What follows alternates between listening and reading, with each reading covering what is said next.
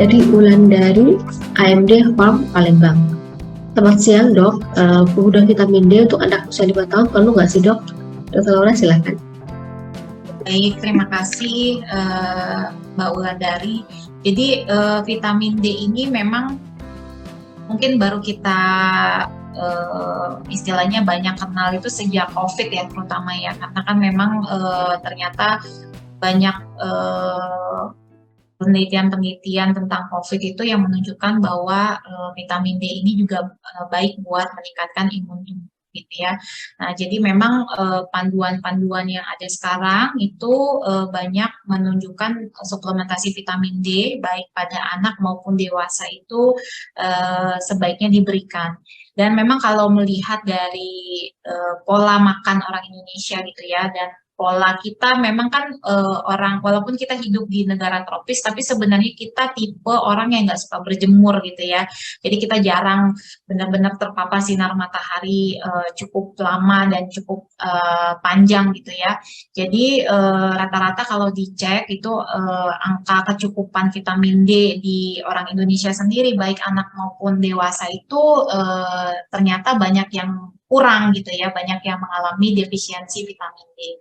Jadi pada anak juga sudah disarankan untuk mulai konsumsi vitamin D. Cuman mungkin jumlahnya atau dosisnya akan berbeda dengan dewasa.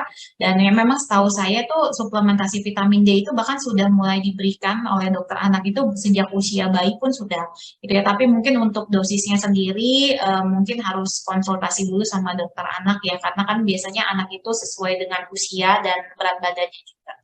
Dari Indra Kurniawan, siang dok, izin bertanya, apakah untuk usia bayi di bawah 2 tahun perlu konsumsi vitamin D3 drop? Apakah setelah melakukan vaksinasi pada bayi perlu minum vitamin D3 drop untuk menjaga detanya supaya tidak demam? Dokter Laura silakan. Baik, terima kasih.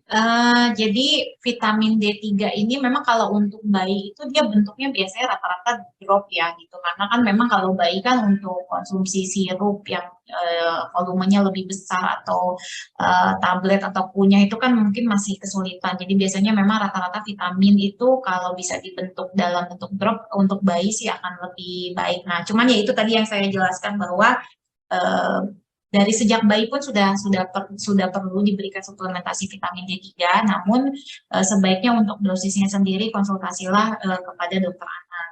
Nah, apakah perlu pemberian tambahan vitamin D3 untuk anak-anak yang vaksinasi gitu ya, untuk meningkatkan imun dan mencegah demam.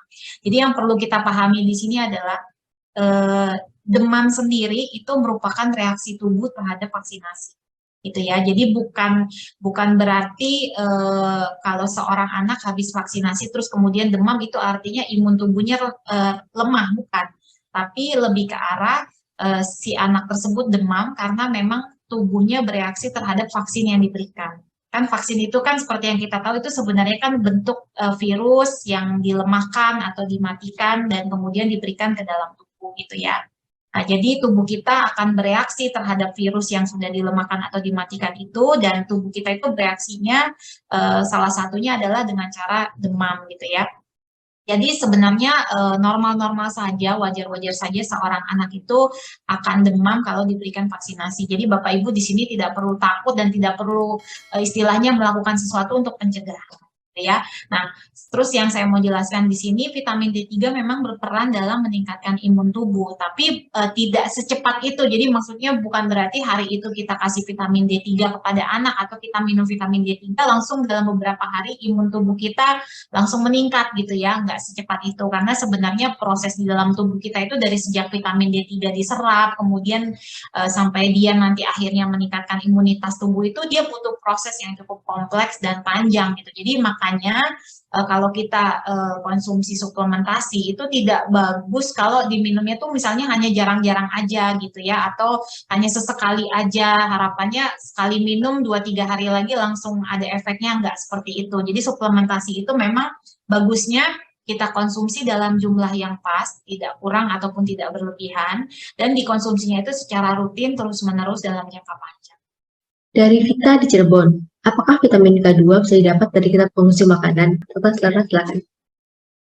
Ya, tadi dari slide sudah saya jelaskan ya bahwa vitamin K itu terutama yang K2 itu biasanya kita dapatnya itu dari produk-produk makanan yang terfermentasi terutama. Jadi contohnya misalnya kayak keju, kemudian kalau kita di Indonesia mungkin yang sering tuh tempe gitu ya. Jadi itu bisa mengandung vitamin K2.